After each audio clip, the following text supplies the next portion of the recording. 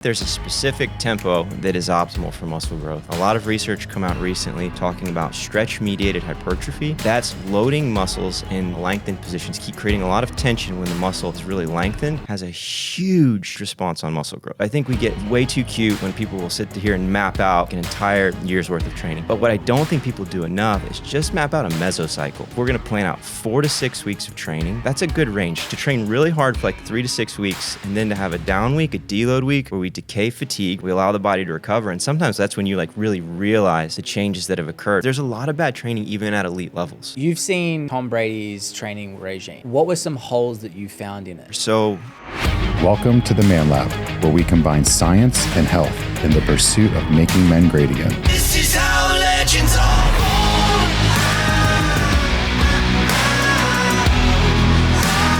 This is how legends are born. Hey guys, welcome back to the ManLab. Today we're covering sports performance, but in the chiropractic and rehabilitation area today. So for this very complex and debatable topic, we've got a man who is really at the top of his industry, I guess. His name is Cole Streets. Before you Google him, we did speak about this before, just a heads up guys, there is a similar person in an unsavory industry. If you Google his name, Cole Streets, make sure you include maybe Naples. Dr. Cole Streets, because you will probably get the wrong Google searches coming up. So we want to make sure you get the right guy. So, Cole. I'm glad we led with that. Well, I got to put it out now there. Everybody's on Google. You're going to have a whole new clientele coming in. They're like, Sure. You know what? I need to check this out. What unsavory stuff. Oh my God. Yeah. Anyway, sorry. So, You'll Cole, never live that one down. we were just talking off camera about, I want to just go straight into this infamous chiropractic / debatably WWE move that you do called the ring dinger. Can you just tell us what that is? Why everyone raged? Like Jeff's got a grin on his face right now because when I was calling him asking about you, he kept going on about this ring dinger. He's like, it fixed my fingers, my problems. What is it? I mean, honestly, that's one of the. I mean, he does so different adjustments, but one of the best adjustments for myself. It fixed a lot of issues I had with my neck. So he's the only person that's ever done it. Now the name's a little questionable, along with the name when you Google it. So just be Sure, careful. it's not what they put in the academic books, but Yeah. Yeah, it's a long axis distraction technique. I mean, so you're just going to traction the spine out. There's no rotation. If it's done correctly, it's an effective way to decompress the discs and facet joints. I haven't seen the videos. Jeff's told me about them. There's a chiropractor out of Texas. I don't think he's the most articulate guy. He's got a big following, and yeah. Just pull the microphone closer to you, sorry. For layman's terms, he basically pulls your head towards himself, and it kind of pops your neck by kind of pulling your neck away from your head, away from your shoulders. Most satisfying adjustment ever. Yeah, Really? So it kind of pops the neck. It feels like traction to a point. Because your head's like, how many pounds is your head? 13. The human head Come weighs on. 8 pounds. Jeff's head's about Jerry Maguire, 30. right? Jerry Maguire, the human head weighs 8 I might pounds. have seen it, but I don't remember it. So Yeah, I think it's like 8 pounds, Well, right? Average unless adult. you're me, I actually did a post a couple years ago. Mine's like 10.2. mine said 13. Mine said 13 on the DEXA. I swear to God, mine said 13. I'm like, holy shit. It's all these brains. What is true though is like we spend so much time in this flexion pattern, right? Just like interacting with our phones, reading computer screens, and you will start to see like this forward migration of the head, this anterior translation. Typically, like in a true anatomically neutral position, the external auditory meatus, like the hole in your ear, should sit over top of your shoulder. But a lot of us are here, and just like every millimeter of forward migration puts a tremendous amount of stress and strain on the musculature of the neck. So, like, yeah, it's 8 pounds doesn't seem like a lot, but especially as we lose kind of that neutral posture. I've seen these graphs that the degree it goes into almost like 60 pounds of pressure at the point where people are lounged over to kind of look at your phone. So the imagine of how it's distorting your spine, especially someone who's not strong enough to support that kind of pressure, is detrimental to their posture in the long run. Yeah. I just want to let everybody here know I've known Cole for like probably 10 plus years, and of maybe more than that at this point. Shit, it feels like time flies. But I've met a lot of people in the world of health, nutrition, biohacking, as far as understanding the natural way of kind of treating the body and dietary supplements and natural ways to stay healthy. I've every Ben Greenfields to whoever's that's out there. This man not only knows the knowledge, but walks the walk. So he doesn't use a lot of the hormones or peptides and things that we do. I know you use BPC to cure yourself, but the knowledge that this man has in relationship to just like keeping your body on track and healthy, from food to lifestyle to some things we're going to talk about, is just an immense amount of knowledge that hopefully will pick up a lot of tips today's conversation. I So, concur. yeah. Like 100%, one of the smartest to a guys I point know where in the he's space. dangerously smart, and we may have to kind of like dumb down some of the things you say to the audience a little bit, but just kind of leading into the talk that we're about to have. So what let's go to the rehabbing and how, like, what is your expertise so the audience can get a great insight of what it is that you do, especially with A plus level and elite athletes? Sure. Since I was a teenager, I've always been interested in physical culture and training. That's like our great passions. That's why we all became such great friends. And my first career, I was a strength and conditioning coach. I did my undergraduate work at USF. I studied exercise science, and then I worked with USF as a strength coach with their football team, baseball team, track and field teams. After that, I worked with the Tampa Bay Lightning for a few seasons as a performance coach as well. So training is my great passion. I'm from here, Fort Myers. I married my high school sweetheart. We wanted to come back home and put down some roots. And when you're in the strength and conditioning field, if you're networked in, you always find work, but you become like a military family. Whenever they wipe out a head coach, they bring in a new support staff as well. So you're moving around a lot, and that isn't the life that we wanted. We wanted to be able to establish a family. So I went back. I did my clinical doctorate, Doctor of Chiropractic Medicine in Daytona, and we've been in practice down here it'll be 9 years in October. Find out if you may have low testosterone for free with the Adam test. Now, sometimes it's a little bit nerve-wracking to go into a clinic to get a full blood panel to find out your hormone levels. And sometimes you might just want to sort of kick the tires just a little bit. If you are that person, the Adam test is for you. All it is a couple of questions that are completely non-intrusive, non-invasive, that will help give an indication to you whether you may or may not have low testosterone. And the best part is the Adam test is accurate up to 88% of the time. So for something as simple as a questionnaire, that is a very high number. Now, if you want to make use of that, you can do it online right now. It takes less than 30 seconds to fill out, and it is at bit.ly/free Adam test. That's free ADAM test. Now, if you don't want to remember that, the link is in the description of wherever you're listening or watching this podcast. And then after you've filled out the questionnaire, you will now have a better idea of whether you may or may not have low testosterone, and if you need to take the next step, which is a detailed blood panel with a clinic such as T Clinics USA. So again, to make use of that, go to bit.ly/free Adam test, and let's continue to making men great again. Let's get back to the show. What's the type of elite athletes that you have seen in the past few years, and what do you find is their biggest issue with rehabilitation, or at least injury prevention? Sure. Even at the highest level, there's some really bad training going on. You'll see some of the top athletes in the world. I just watched a video where Dr. Mike Israetel, who's a really brilliant PhD in sports science, broke down Tom Brady's training. And his trainer has these like odd concepts of only using bands and doing really high rep sets and just things that wouldn't be optimal for an athlete of his caliber. I mean, he's one of the greatest athletes of all time. So there's a lot of, there's tons of bad information, both in regards to training and rehabilitation. A lot of the same concepts that we would apply to an elite level athlete, we would apply to the general population, right? So I like the idea, the concept, if you have a body, you're an athlete, right? So it's identifying what the goal is. If it's a sport, we have set parameters. We know like the work to rest ratios, the energy systems, the regimen of muscular work. So it becomes easy then to construct a program to enhance those things. But it would be the same concept just in all of our lives, whatever we want to train for. I think fundamentally the first thing you want to do is just identify a goal. Like, okay, what do I want to accomplish with this training? And is it one thing or is it several things? And then if it's several things, how compatible are those training modalities? So like an example of that, I would like to grow muscle, right? And I would also like to get stronger. So the best way to grow muscle would probably be to just focus on hypertrophy, like that one goal. But those two things are also going to enhance each other. They're not going to detract much, right?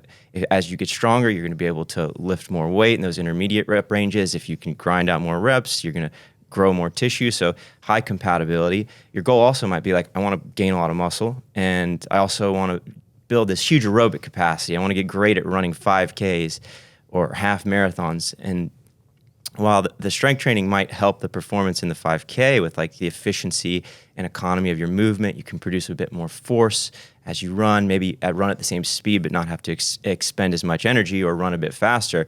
Man, doing all that steady state aerobic work beyond a certain capacity, you'd see like muscle fiber typing start to shift from like a fast twitch glycolytic, very thick fiber diameter, to a slow twitch oxidative thin. So you're going to start to like shift the muscle. You're also going to combust and catabolize, break down a lot of skeletal muscle as you're running. So you could see like those two goals might not be highly compatible. I see that a lot where people have a hard time. Like they just want to capture everything. I want to lose a bunch of weight. I want to gain a bunch of muscle. I want to get in great shape. So I think identifying goals and then just building a program, right? So with performance, I think it's very important. I think we get a little carried away when we try and build out these huge macro cycles, they call them. Like we're going to plan out 6 months of training. We don't know what it's going to look like 6 months from now. Are you going to have an injury? What was the adaptive response? Did you respond a lot? Did you only respond a little bit? So I think we get way too cute when people will sit here and map out like an entire year's worth of training. But what I don't think people do enough is just map out a mesocycle.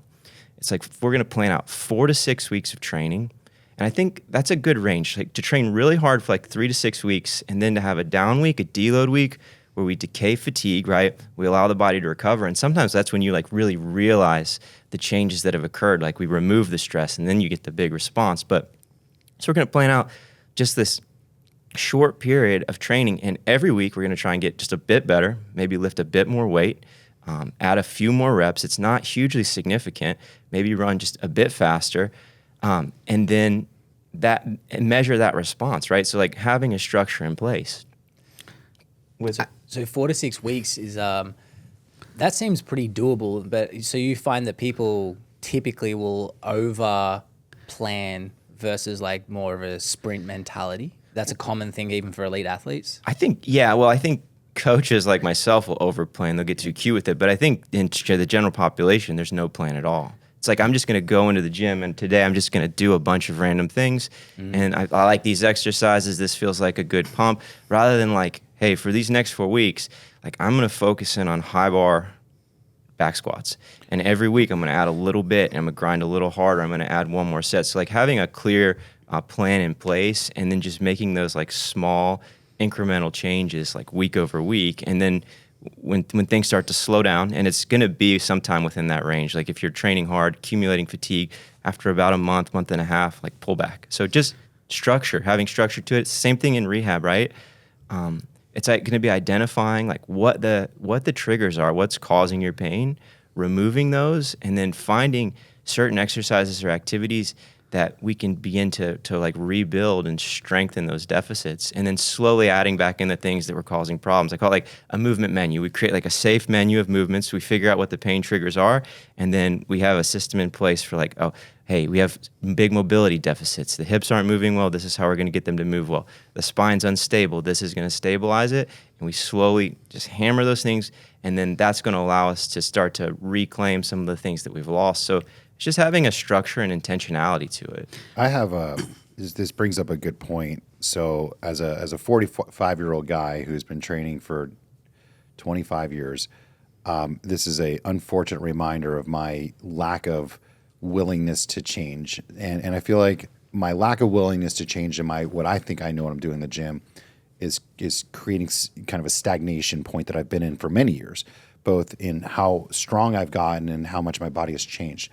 Now I'm look at myself and I'm like, for 45, I think pretty good. How important is it, even at the highest level of eliteness and all the way down to the lowest level of amateur, is it to change your workout intensity, speed, or program or workouts that you do? Now, and I'll just give you a kind of a quick snapshot of myself, just because I'm selfishly trying to make myself better with this podcast. If I am a 6-day in the gym workout guy, right, and I do splits of, call it, legs on one day, chest on another, shoulders another day, what's the best way for me to see a better result both in strength and in size growth? Is it to continue with the 6-day split and just change the workouts within it, or is it completely to throw all of that and scramble it up? Like, is there an easy answer to that question? Yeah, no, those are some great questions. So something you touched on is like specific adaptations to imposed demands, right? You get better at the things you practice. And then there's two fundamental principles to our biology and physiology. They kind of run in different directions. One is the biological law of accommodation. And what that means is if you present any organism with the same stimulus day after day, year after year, the response, the adaptive response becomes diminished, right? And then there's the principle of specificity, that you get better at the things that you practice. So in terms of like how much variability do we want in our program, like when do we make change, I think is a great question.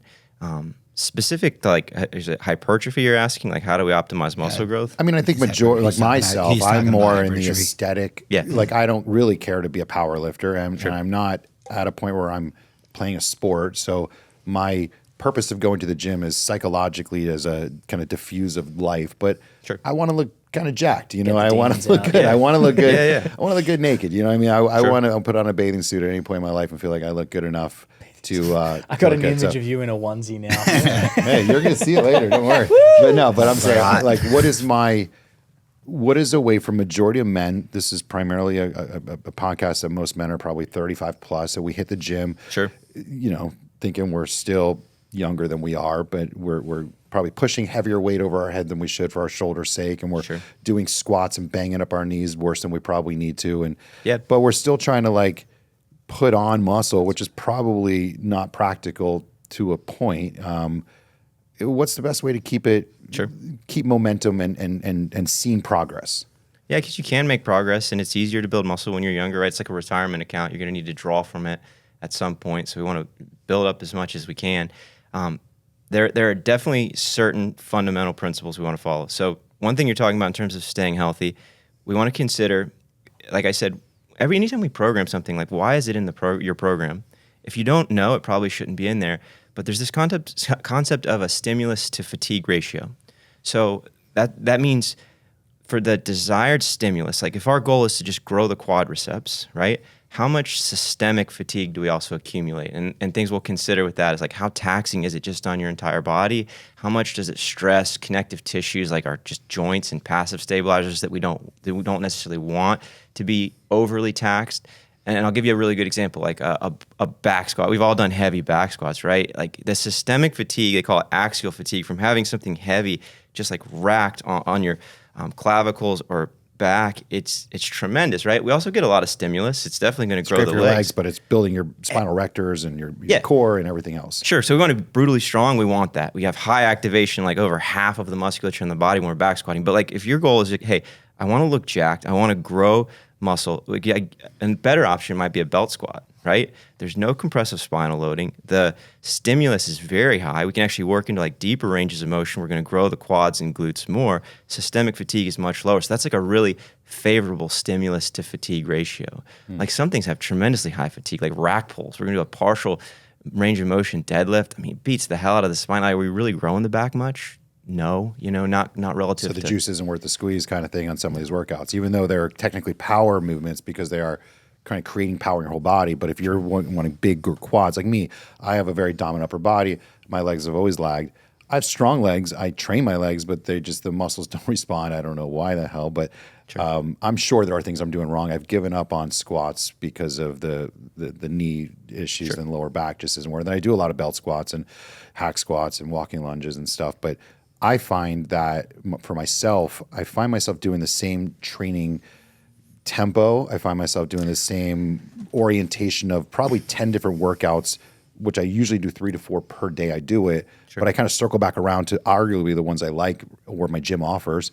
And I tend to do about the same weight, and is it like, how much better would I be seeing results if I were to, for example, one day do the hack squat at a 15 rep no pause type of tempo, and then the next time I go more heavy with 6 reps and a longer tempo, and then maybe the next time do a monster set in which I do the hack squat with a leg extension or something. Like, how much is that really going to impact my progress? Yeah, a lot. I mean, you have to progressively overload. Your blessing becomes your curse. If you want to continue to get better at something and enhance the quality of fitness, you're going to have to do more and more, right? So we looked at this example of how do we make training harder. There's a lot of different ways. Typically, people only think about, I'm going to add volume, I'm going to do more sets, more reps, I'm going to add weight. Sometimes it's changing movement tempo. Sometimes it's adding a metabolic demand, like you said, with supersets. Or we're going to do the same amount of work, but in a shorter period of time, right? That we've gotten more fit. So there's very clearly different ways to challenge it. I think movement tempo is a really great one. I think that there's a specific tempo that is optimal for muscle growth that we've seen a lot of research come out recently talking about stretch-mediated hypertrophy, and that's loading muscles in lengthened positions, keep creating a lot of tension when the muscle is really lengthened, has a huge response on muscle growth. So if we think about like... So you're saying the furthest point, like if I'm doing a preacher curl, the downside is way more important than the peak at the top. But he's also saying not relaxing, actually having still some load or tension at the end of the movement. That's why some of these new devices like tonal. So like I've time read under has- tension is what he's probably You- going you to know get that into, and tonal like machine? keeping tension. Yeah. The LeBron James. I've read that thing is one of the most incredible at full activation of muscle, because there's never a point where you don't have 100% tension on the muscle, where bands have a part where they kind of give, and free weights you're counting on where gravity becomes, significant. I know in a curl, when you get almost to here, it becomes easy, but like right here, it's hard as shit. And down here, it seems like, and that's- so I think these kind of consistencies of resistance through the movement type of devices maybe. Does that mean that cables are probably better for hypertrophy over dumbbells? Not necessarily over dumbbells, but definitely over bands, right? Yeah, it depends on the position of the cable where you can have constant tension. And it's really like, so Jeff touched on this term of time under tension. Typically, what creates muscle growth, specifically in the gym from like a stimulus, what's going to activate those muscle pathways, there are minimum volume and intensity thresholds. So it's going to be 2 things. It's going to be the release and production of metabolites like hydrogen ions and lactate, like create this really acidic environment in the muscle, and then creating specific lines of stress and strain. We create for like force through the muscle along the specific line. So the limiting factor is not typically reps. It's actually like a time. With a certain weight, you just have an amount of time before you're metabolically spent. You burn through your phosphagen system. You're in fast glycolysis. You just get so burnt up. You go to momentary concentric muscular failure. Like you can't like flex the weight anymore. That's actually a great place to train to, or just short of, for muscle growth. Like 1 to 2 reps short of failure, or right at it, right before you start to see this degradation in technique. Like that's the sweet spot where it really signals a lot of muscle When growth. you use kind of degradation technique is almost putting yourself in potential harm's way, because you're now at a point where you're cheating, or your form is so off that you're now potentially going to harm yourself, right? High injury risk, right? Like we have qualitative controls. I shut my athletes down if we start to see they're like losing position in a really negative way. But so if we know that time's a limiting factor, what we don't want to do is waste time in the ranges of motion that are going to yield the least amount of muscle growth. So like if you think about a lat pull down, for example, like in spending time like squeezing down here in the flex position is just wasting energy in a spot that's not going to stimulate the most muscle growth. So like I always like to flex as forcefully as possible without losing position, because when you flex hard, you're going to recruit the most motor units. And motor unit is the muscle cell and the nerve that innervates it. So you'll recruit the most muscle fiber whenever you just flex and press up hard. But then the most muscle growth is going to come from slowly lowering, like resisting the eccentric, and then actually briefly holding in the stretch position like this, creating Like a Where force it stretch. burns. Yes, where it burns, creating tension. So that squeeze on the end that you're told or led to believe by the fucking magazines that they read, hold that squeeze, that's bullshit, because they're like, put a bunch of blood back there. Or You're you're- saying that's not really creating You're wasting gas in an hypertrophy. area that you could actually be getting more out of it, like and save that gas for the negative. The muscles work twice as hard Yes, on the I think negative. Dorian Yates talking and then about force, the same like thing. he's talking about forcing the stretch point. So you're actually going to help out the muscle fascia. You're going to create a more pronounced look to whatever you're. Obviously depends on you and your insertion points and how you're built, but So an example of that, like if you're benching, say, you're saying hold it at the top of the bench. No. At the bottom of the bench. Yeah. where your muscles Full the most stretch. stretched. Okay, so 'Cause that the top is bullshit. and It's that just a will pump. that will also help with flexibility and Got it. overall breaking down the fascia. Correct? Yeah, so see that it's critical because if we're just solely concerned with muscle growth, which everybody here likes that, right? You're going to get more out of a nice tempo, like when you're squatting. You're going to slowly lower to like a 3 count, like brief pause in the hole when everything's really stretched, and then you're going to explode up. That's a great tempo. In the bench, you just use the example. We're going to like lower under control, briefly pause, and then press up. But when we're training into these deep ranges of motion, I actually think that loaded mobility is the best way to improve joint mobility. Okay, so if flexibility is the ability to like push a joint into a position, mobility is going to be flexibility plus strength, or maybe more accurately motor control. So let me give you an example of that. If I just laid you down on my table and I just stretched your hamstring for like 5 minutes, am I going to create access to a new range of motion? Yes. But do you have any control over that neurologically? Like, no, you don't own that, right? You've never trained into that position. Where if I just have you do like a stiff-legged deadlift, and we're going to keep really great posture in the spine, neutral spine, big arch, and you're just going to push a little bit deeper each rep and feel this huge stretch on the hamstring. Not only are you creating a new range of motion, but you're creating control over that range of motion. You own it. And if you create range of motion without owning it, that's going to be very high risk for injury.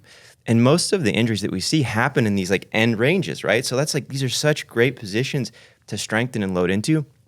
If you're just strength training through full ranges of motion, the need for you to do direct mobility work is reduced so much. Now, I still do some, and I like to get more density out of my day. Like if I can do multiple things at once, I love to read. I also love to walk, so I do a lot of audiobooks. It's like accomplishing 2 things at once. Like my direct mobility work, I always do it. If there's ever an opportunity where like my family and I aren't doing anything that's requiring movement, like we're going to watch a movie together, I immediately hit the floor and I start doing some targeted mobility work. And I think there's specific things that we won't necessarily capture in the strength training. I think if we're squatting really deep, great. We're getting into hip flexion. You know, if we're doing our pressing and our overhead pulling, our vertical pulling, we're gonna really work shoulder flexion. Like pressing deep, we'll capture a lot of these things. I think you still need to work the rotational windows for the hips and shoulders. That's going to be really important for long-term hip and shoulder health. I think you need to work the ability for your spine to rotate and then segmentate a little bit where it can like move segment to segment. A lot of times we get really stiff, especially most Americans are desk bound, so we kind of get these rigid postures. So there's definitely some very targeted things we can do to keep healthy. But yeah, just like train to a full range of motion and hammer those deep stretch positions. And not only are you going to grow a lot more muscle, but you're going to keep your joints healthier long term. So it's just such a tremendous win. Quickly, before we get back to the episode, please hit that subscribe button if you haven't on whatever channel you're watching or listening to the ManLab. And if you're listening on Spotify, if you could leave a 5-star review on the channel page, that would be greatly appreciated because that will help continue to push it a little bit further for whoever is looking for information to help improve their health. Now, on the topic of information, if you are on YouTube, you can leave a comment below on this episode and we will respond to it with as much information as possible, or it might be another episode down the road. The reason this is important is because the more questions you guys ask, the more we know what we need to do to serve you guys better in future episodes. So comment on YouTube, leave a 5-star review, hit subscribe, and let's continue to help making men great again. Let's get back to the show. Just quickly, we've noticed a lot of you commenting that you're not sure where you can go to get trusted and safe peptides, semaglutide, tirzepatide, testosterone replacement therapy, or testosterone boosting therapy. And we wanted to just mention that T Clinics USA is one of those places. Now, Alex and Jeff, who you see in this podcast frequently, they're probably in this podcast right now with me, they are from T Clinics USA.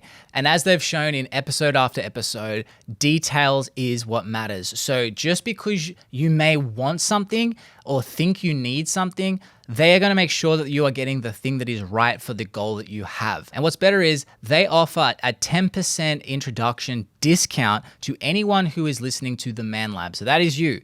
So if you wanted to make use of that, get peptides or testosterone from a place that you can trust that have your goals in mind and want to show you the right way to get there, go to tclinicsusa.com, mention the ManLab for 10% off your first package, and you can even ask Alex or Jeff directly any questions you may or may not have, which is kind of cool. So just again, tclinicsusa.com. If you don't want to remember that, the link is in the description of wherever you are listening or watching this podcast. Mention the ManLab in the contact form and you will receive 10% off your first package. Now let's get back to the show. But I just saw, I think you shared it with me, Alex, a study that came out with calf growth. Yeah, the and bottom they were range showed. testing full range of motion, or Top peak, bottom. or top peak, bottom. So only going halfway, and the people that were only going half from the full stretch, so ankle in full flexion, to halfway, actually had the most growth, even more than the full range of motion. Yeah. Is that similar? I mean, that was a calf specific. Would you find that There was to be also a similar study on the bench press that there was guys going all the way to the deepest point and only getting to a point That where was their my elbows question, straightened yeah. out versus full range of motions. And then they did guys who only did the top. And again, at the bottom thing. stretch, just that little bit Where was the static biggest. holds come in too. was the biggest amount Like of you growth. get into like rest pause, So static holds. those half, kind of reps Should you that still half rep? arguably they should be the best because you're using, like you said, the fatigue. I don't know your technical terminology for it, but the level that your body was fatiguing because of the movement itself. You're going to use the chest versus in a bench press, you're incorporating those triceps and all the stability muscles, and those are fatiguing probably faster than your chest is, or your deltoids fatiguing faster than your chest is. So like that lower range is probably where the chest is most strength and most muscle being built. Yeah, so that's the concept we just talked about of stretch-mediated hypertrophy, and now it's come out. There's quite a bit of literature that's come out within the past 3 years that's really supporting this concept. So they've looked at training just the shortened range of motion, training through a full range of motion, and then just doing partials through the lengthened range. And oftentimes what you'll see is that you actually get the most muscle growth just from hammering that lengthened partial. Now, I'd still advocate for a full range of motion, but here's where the lengthened partials really come into play. That's a great intensity extending technique. So think about this, like you're gonna go on like a seated hamstring curl, right? You're gonna go to the point where you can't perform full range of motion anymore, and then you're just gonna hammer that stretch position for like several more partials. So you beyond that. recommend, from a training standpoint, from if you were training me, if I'm trying to grow my bicep, do my full range of motion until I'm exhausted, and then just go to the long part after. Yeah. Don't do the long part after at full strength, and then crush it with a bunch of fulls. That would be. So which orientation is best? Do the full first and then the short after, or the short first and then the full after? Yeah, so it's a mechanical advantage. Drop set work is force times distance, right? So we're going to be moving less distance with the partial. So yeah, I'd say hammer the full range of motion first, right? And then when you get to a point where you almost can't squeeze out another rep or two, like that's the opportunity to hit these lengthened partials. The pump is sick. The muscle growth is tremendous. But yeah, in the past, we would have done the opposite, right? We would have been like, oh, I'm going to hit these partials. what I and used to close do. Like your position. 21s. Yeah, The partial bottom, partial Yeah. top, partial full, or actually full movement. So I always pick up one little thing from every podcast. I feel like. Well, and that's the I'll tell thing. you, I know you, I got, picked you up on guys this just one. witnessed though. Like I don't even research anymore. I just ask Cole. Yeah. Like Yeah, he's our go-to. yeah, no, seriously. So Can I ask? So you mentioned about hip mobility, and I used to work with Cole a lot. We were developing another business that we worked hand in hand, weeks, months on end, where we would be together for a day at a time. And every time we'd be in a work meeting, Cole's on the floor. I'd be sitting at the desk. I'd be on my computer. Cole's laying on the floor. Cole would be stretching his hip. Cole would be stretching his arms. Cole would be stretching his calves. How important is really that stretching for both? Obviously, the health of your body, but also the ability for those muscles to be able to grow and to stay strong. So for the average man, and me being one of them, I don't do a lot of stretching. I don't have the time. I always say I don't have time to teak wood. stretch. How important is it, and how much should I be doing truly if I want to continue on with this quest of being able to lift weights into my 50s and 60s? Sure. So I'd say it depends. And then we have to recognize there's a mobility stability continuum, right? And every joint kind of has this optimal homeostatic point. In some areas of the body, we want more stability, right? You don't want your knee to be too loose as long as it can flex and extend all the way, right? We don't want too much laxity there. Like something like the hip, if we can display robust mobility, that's going to be better for long-term health. So in terms of like the general population, the reality is most Americans sit for 15 hours a day, and their hip never breaks 90 degrees of flexion. Like They don't have a squatty potty, right? They're not working I into do. Yeah, I love I a do. good squatty potty. Sure, but most Americans are like Free toilets, baby. they're toileting and they're sitting at work, and the hip never even gets into those deep ranges of motion. That's why you see so much hip and low back pathology in America. Everybody's lunched over Yeah, like this everybody's because it's hunched over. pulling down from here. Yeah. Sure, and there's this phenomenon called creep. Your soft tissues have viscoelastic. Your muscles and tendons have viscoelastic properties. So meaning they can stretch, they can contract, but they adopt the positions that they're chronically put into. So like if you're constantly sitting, you're sitting for 15 hours a day, your hip is in this shortened, closed down position, right? Then when you go to stand up, you can't fully express terminal opening, terminal extension of the hip. And then all these crazy things come along with that. And well, your hip can't open all the way. You need your eyes level with the horizon to process your surroundings. So how do you compensate for that? You're going to arch your spine a bit more. So you see this like cascade of changes in position just to kind of compensate. So yeah, most people, I think they're sitting too often. They're going to need to do some direct mobility work to like reclaim those positions. If you can't, rotate, like I said, rotate your hips and shoulders well. A lot of people lose the ability to hip hinge. They can't, their hamstrings are so tight, they can't like bend over to address the floor. Like think about a good RDL or stiff-legged deadlift. They can't do that. Their hamstrings are so tight, their back rounds. That's how they create all this compression on the disc, and then they blow their discs out, right? So if you're really stiff, you're going to have to spend some time doing some direct mobility work. If you move pretty well, and you're, especially if you're younger, like for a younger audience listening to this, like just really train into these positions, and you'll never lose them. That's one thing that I did earlier in my life, and unfortunately I didn't stick to, and now I'm regretting it, that I gave up on my yoga, my Pilates, my stretching, when I moved from here, and I didn't get a chance to see you anymore. I gave up on a lot of it, and I'm paying the price now because I'm trying to get back into it.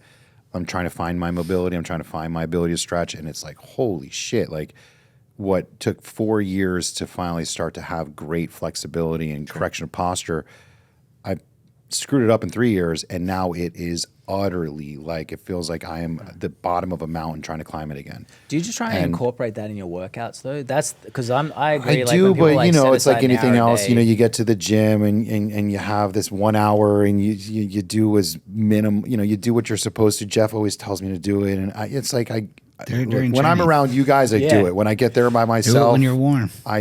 I don't. Well, and it's because just I don't static stretch or anything like that. I mostly will do I do like movement stuff that incorporates opening up, like the psoas and stuff. So if I'm doing lunges, I will do deliberate long lunges. But there's to still increase body the weight hip that's flex. creating that ability for you to stretch versus, like he said, that ability to lift your leg high enough, without having that pressure to assist it. Because you're not owning that, right? I mean, isn't that what we... Yeah, with the lunge, that's a good example of like you're dynamically working into that position. You're developing motor control over that position. So I think that's great. But I do like the concept of like, okay, when do we do it? There is a concept I call it staggered sets. It's like you want to allow your breathing to kind of come down in between working sets when you're strength training. So it's going to take a period of time to recover. That's a great time to just like put random things in between, right? I'm going to stretch my hip flexor. Like I'm bench pressing, I'm just going to literally drop down onto the bench, do like a couch stretch and stretch my hip flexor. That's not going to detract from your ability to recover from your next working set. It's better than just sitting there playing on your You phone. don't like talking to people at the gym anyway, so that's another No, it's way perfect you can reason stop. to stay the hell out of my Someone way. can start talking Pop my to you leg and up you're on just the like, bench next to "Sorry, me. And that's something I used Jeff to talks do, to everybody. because I was so addicted to the idea of wanting to get flexible that I would be doing, and I'm just using for example here, a military press, and I would stand on the little step behind the military press and see if I could put my leg up on, the press bar and then lean into it and try to stretch my hamstring. And again, stop doing it. There's no way in hell I could get my leg up there again now. And now I'm constantly, and I'm getting older, and now I went and got a massage yesterday from this guy that did some stretch work and deep tissue, and he kicked the shit out of me. He's like, "Man, you are so tight," and I'm like, "Fuck, here we go." So I actually talked to my wife last night. I said, "We're signing back up for Pilates. We're getting back into yoga. Like I have to do these we things, film that? otherwise." Yeah, of course. Fuck yeah. I used to do Pilates before COVID, self-admittedly. I was doing it 2-3 times a week. I loved it. My body was feeling great. I was in physically, the best shape. My core was really tight. I was leaner. I gave up on it. Well, I think what happens with a lot of people, and he was kind of speaking about it, is one, what is your goal? A lot of people start wanting this huge goal. I want to get bigger, stronger, faster, leaner. look prettier, have more flexibility, and like you can only do so much, right? You're like, yeah, sign me up. Like, them all. And then you get to the point where you're trying to like put your program together. You get paralysis by analysis, and so you almost need to make it into like mini goals or mini blocks and be a sniper in what you're trying to accomplish. And this also reignites you for the next phase of what you're trying to do. It gives you time to reassess what you did, what worked, what didn't. Make sure your food matches up with the goal. That's a big one too, because you could train your ass off and do all this stuff and say you're not supporting it nutritionally, your results are going to be subpar. So like make sure your food matches your training and your training is precise per your goal, and then reassess. Like maybe you're going to go through a block of 6 weeks where, all right, I'm going hypertrophy. I'm trying to build muscle. I'm going to make sure, I would say with training 101, as guys get older, it's like have a 1 second positive, 3 second negative, try to get some of the stretch into the movement, and then, reassess after 4 to 6 weeks. It's just, I think everyone just wants it all, and you can't do it all. No. Well, unfortunately, we're very much creatures of this modern world of we want instant gratification based on today's efforts. I want to see the result tomorrow. I think that's why a lot of our business is what it is. People want to take a peptide shot, a testosterone shot, and think, bang, I grow muscles just like you guys. Little do they know it took 20 years of hard-ass work to get there.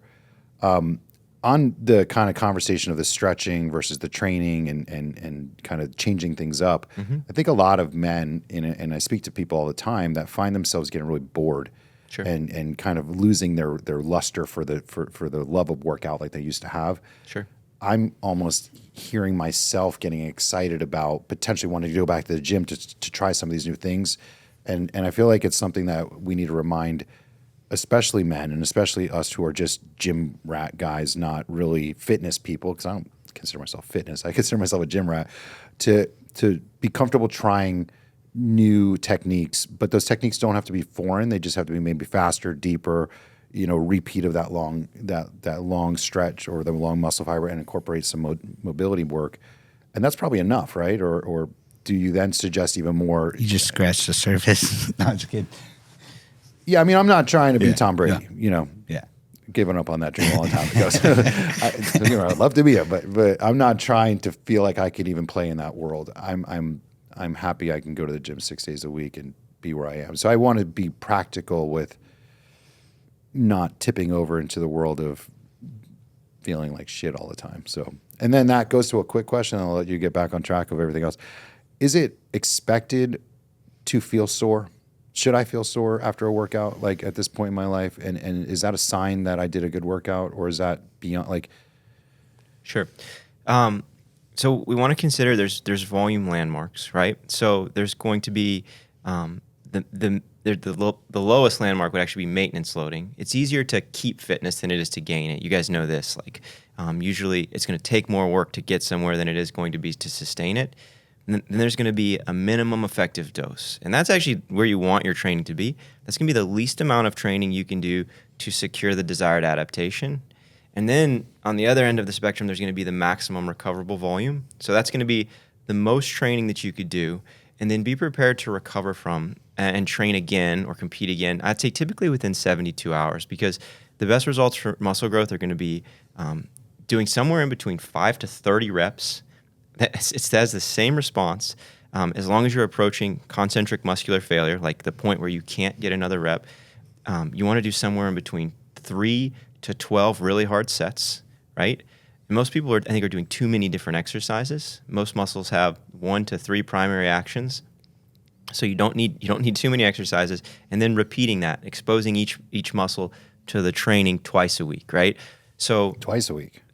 Yeah. I think the research is clear on that. Like your chest is going to grow more So if you have a lagging body part, it's safe to hit that same body part 2 times a week. But he had to think about it. The whole concept is to tear muscle tissue down. It takes 48 to 72 hours. 72 hours will fully recover before you should hit Even that if you're again. on peptides?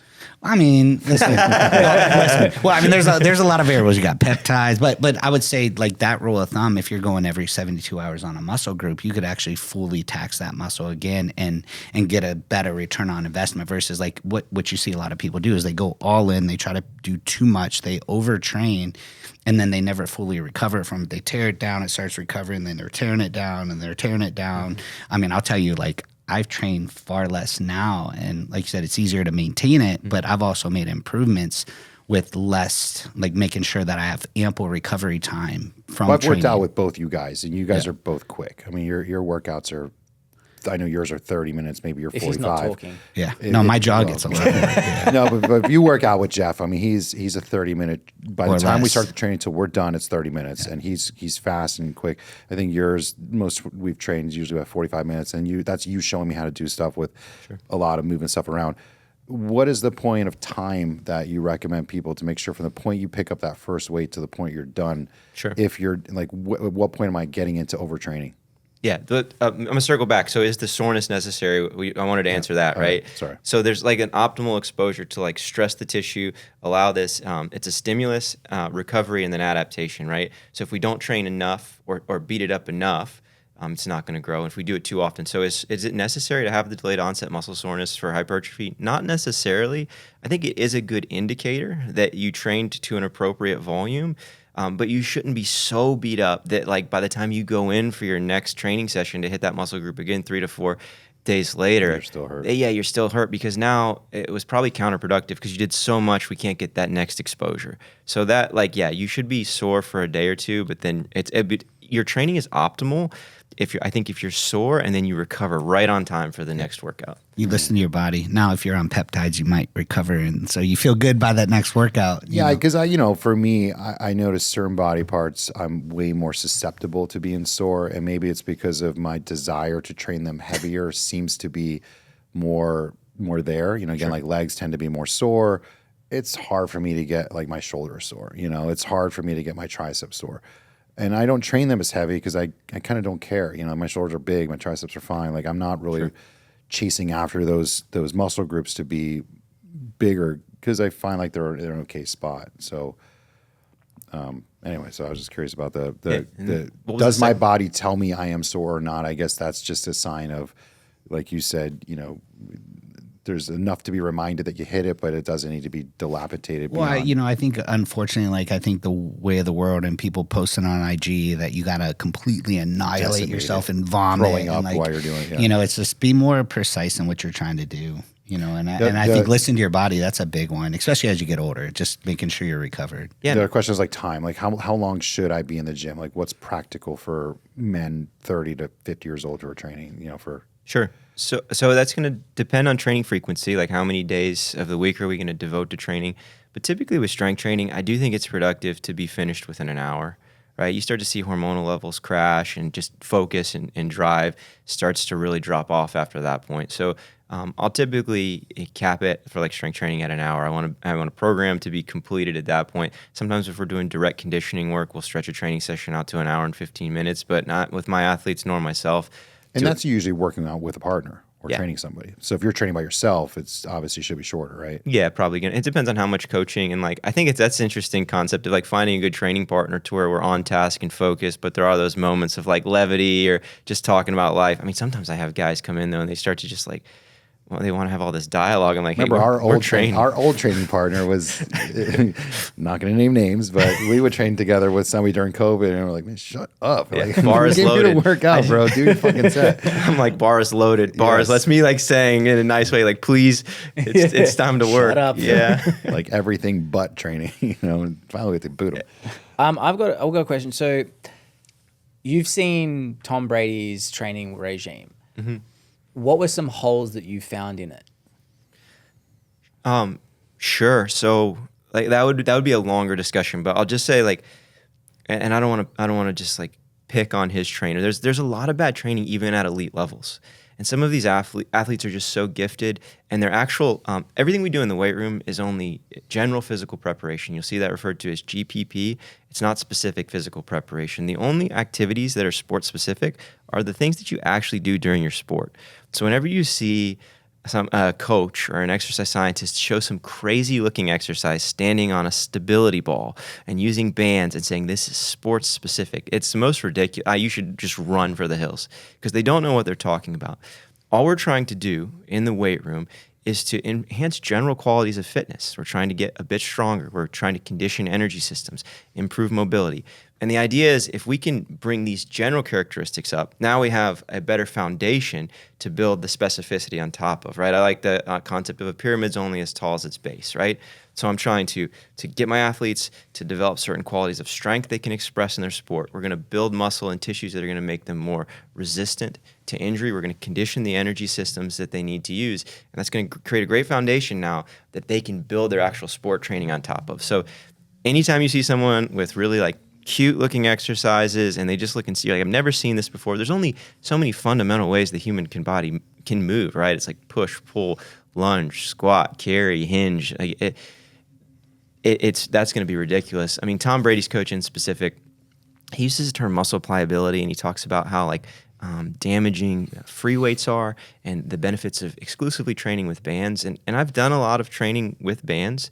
Sometimes we'll put bands on the bar where it makes it lighter at the bottom and heavier at the top, where an athlete has to continue to accelerate through that range of motion. It's so hard. It's hard. It's great for building rate of force development. It's great for building speed strength that we can translate into explosive mechanical power on the field. It's not going to be great for muscle growth, and it's not going to be great for joint health, because we just talked about the bands aren't going to really like, think about the squat. We've got bands on the bar when we squat. There's very little load at the bottom, and then there's going to be very heavy at the top. So it's just, there's an application with that, right? Mm-hmm. If we're trying to build acceleration, but if we're actually trying to like make the hip strong and healthy in that deep squat position, it's not going to be effective for that at all. So he's got him doing only things on bands. He's got him doing reps of like 40 in a set, which is the exact opposite. You'll actually... Yeah, but also like Tom Brady's training methodology, you don't look at his physique and go, damn, I want to look like Tom Brady. I mean, he doesn't look like anything special. But he can throw a football, 100 times in a game, or how many times? I have no idea. So should he just like do single arm overhead triceps? You just have one jack on. No, because it might throw. But I that and cord, twisting, right? Yeah, but we know he's not fast. The question is he's not building any explosive movement. He should have done jiu-jitsu, because that's what Giselle likes, is the jiu-jitsu, right? Shots fired. But I'll tell you, I think. Sorry, Mr. Tom Brady, you're amazing. I was listening to our show, but if you are, you can come back on our show and rebut if you want. And well, the question too with him is how much better would he have been if you got back to basics, right? So I think a lot of people now in the day we live try to stay relevant, and they try to, what makes them different or seem to be different. We see it in our field. We see it you see it all the time. And, they try to make it sexy, but they just complicate it. And at the end of the day, it sets certain people up. Like maybe Tom Brady could do that because he's accustomed to doing it, but somebody else does it and they get injured. Well, and how many people are doing it for IG to just create something different? Stick with the basics. Stick with the fundamentals. Like, you do that other fancy stuff, like going through the movements on the field. So with some of these guys, they talk about fast twitch muscle fiber, type movements versus slow twitch. Can you kind of talk on that subject, like explosive movements versus normal? Is that something that like a guy like me should apply, or someone like Jeff in his normal just training routine, or is that too vulnerable to injury if you're kind of jarring the weight quickly? And really, what is the outcome of that as far as the aesthetic? Sure. In terms of aesthetics, like I said, you always want to like flex as forcefully as you can while maintaining good posture and position, right? So like pressing forcefully, I think that's great. In terms of some of these things that are more ballistic in nature, like we're doing plyometrics and throws, we're putting accommodating resistance like bands and chains on the bar and really trying to move at higher velocities, it's not going to have the greatest effect on muscle growth. In terms of the muscle fiber typing, when we look at muscle tissue under biopsy, you're going to have fast twitch glycolytic fibers, and those are going to be very large diameter, and they're going to be white in nature. They're not going to have a lot of capillary density. And what's the advantage to that? They're going to be able to produce a lot of high peak forces, right? And then you're going to see some muscle fibers that are slow twitch oxidative, so they're going to be really red. They're going to have a lot of nourishment and blood flow. They're not going to be able to produce a lot of peak force when they cross bridge, but they're going to be able to sustain that force output over time, right? Because we're in an aerobic metabolism. You get a lot more ATP out of aerobic metabolism versus anaerobic, right? It's like 2 ATP versus 38, much more energy, right? So sustained efficient energy. Typically, a lot of people, especially a lot of Caucasian people, will have a mixture of fiber types, and you actually have some intermediate fibers. And what that means is slow. What's up? Slow. Or slow muscle type. No, sorry.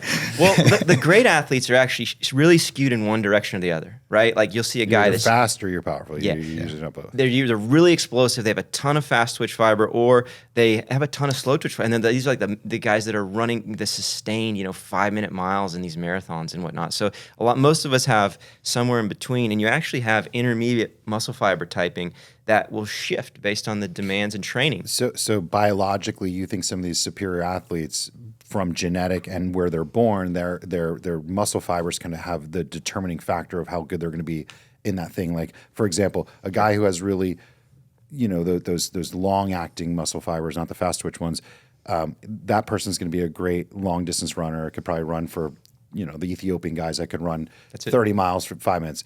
But then the other, that Ethiopian could never be a power lifter because his body, even if he trained, if he took steroids, if he trained in a way, he's still never going to be a power lifter because his muscle fibers aren't really created the same equality. Probably why calves are a particular way based on regions and races. Usually high calves, thinner calf muscles, usually see in like African American guys that tend to have, the abilities of jumping higher, running longer, and then, some people have really dense, big, giant calf muscle, but they ain't running long for shit. Yeah. So what are white people good at? Because we're losing Cornhole. every sport. Like it's like snow sports and water Pool. related. Like, that's the only stuff that we're good at. Frisbee. Good Bowling. swimmers. That kind of is actually a serious could go all question. day. You Like, want is me to there keep any going? sport that we can dominate? Darts? Pickleball, crushing it. Cornhole, Give it man. time. I'm like, that's give our it, sport. Give it time, bro. Give it time. A beer and a sack. the only Ryan re- Sherry's crushing it. Pickleball. The only reason is He's just one of the white guys I know. but that's only because it's like right now. Yeah, as well- soon as it becomes cool, we're done. I heard Jamie Foxx is already on. Yeah, we're stuffed. Playing with Give them. it 3 years, and it'll be NFL all over. Nuviva Medical Weight Loss has helped over 50,000 men and women in Florida lose over 500,000 pounds in body fat. Now, there are wonder drugs out there like semaglutide and tirzepatide, but it's important that these tools are used properly and safely with the correct guidance, because that guidance is what will help you make sure that you're losing that unwanted body fat while keeping the lean muscle mass. Nuviva Medical Weight Loss has over 10 clinics statewide in Florida with expert coaches who are with you the entire way, helping you with any habit adjustment, large or small. The secret behind Nuviva's continual success with their clients is their in-office expert experience. You will speak directly with a support coach, and if you have any questions, you will get immediate answers. If you are struggling, you will get immediate adjustments or pivots that will keep you on track with your goals. And what's great is you can choose the route of your weight loss goals. So if you just want to take diet adjustments and some supplements, you can do it. However, if you want to go a little bit of a stronger, faster approach and use semaglutide or tirzepatide, the Nuviva expert coaches can also help you along the way with that as well. So if you have a lot of pounds to lose or even just a few pounds, and you know that having some support with an expert coach will get you there faster, contact Nuviva at either nuvivaweightloss.com or send them a message on Instagram at Nuviva Weight Loss and mention the ManLab for a little perk. That is Nuviva, Nuviva weightloss.com or at Nuviva Weight Loss on Instagram. So hit up Nuviva, get an expert coach, get that support you want, and let's get you feeling amazing again and lighter again. Let's get back to the show. Feet. That's obviously you said you can only build a pyramid as tall as the base is. How much does our feet impact our sports performance? Discounting darts. Or cornhole. Because my feet, backstory of why I'm asking this question is my feet have always been a problem. Doesn't matter. I do strength training and everything else, but it just seems like something's always throwing stuff off. Because you wear these gold sneakers. They are cool. Don't knock them. But so it kind of it's sort of like how meditation now is becoming it went from woo woo and it's silly to now hey, maybe it has some purpose in sports and everything else. Strengthening your feet has always been this. What? But I think there's a lot of conversation coming into it. Some of it where it's kind of over, people train their feet an hour a day, which kind of seems crazy. Mm-hmm. But how much, if any, do you find the mobility and strength of your feet can impact your sports performance because they play such a vital role in everything? Yeah, absolutely. And that's a great question. And that's something that I was interested in. I was an early adopter. I mean, I've got the Vivos, the barefoot dress shoes on right now. When I was with the Tampa Bay Lightning more than 10 years ago, we started having our athletes just warm up barefoot. We wanted them to do the dynamic warm up barefoot to try and stimulate some of the mechanoreceptors on the foot. Every time you step, you have this plantar shock response, right? You send this volley of nerve impulses to the brain. It lets the brain know where the foot and ankle's at in space. And when you're constantly in this very soft-soled shoe, that response gets muted. People often adopt like kind of aberrant, funky gait patterns. And then as well, like no different than if you wore a brace or a weightlifting belt around all day, your own intrinsic trunk musculature is going to get really weak, right? So the foot's constantly supported. We see that the small muscles, the intrinsic musculature in the foot gets kind of weak and deconditioned. And with the Lightning, when we had our athletes start just warming up barefoot, we saw that the incidence of foot, ankle, and knee injuries went way down just from that. So I'm always barefoot. I'm always in barefoot footwear. When you see us train, we're going to film some training videos later. There'll be no shoes on. Same thing with my kids. They're always at play. We want them to be barefoot because you're just getting great. It's hard to adopt really bad patterns. Like you'll see people who run often will heel strike. Like they're in these soft shoes and the heel contacts first.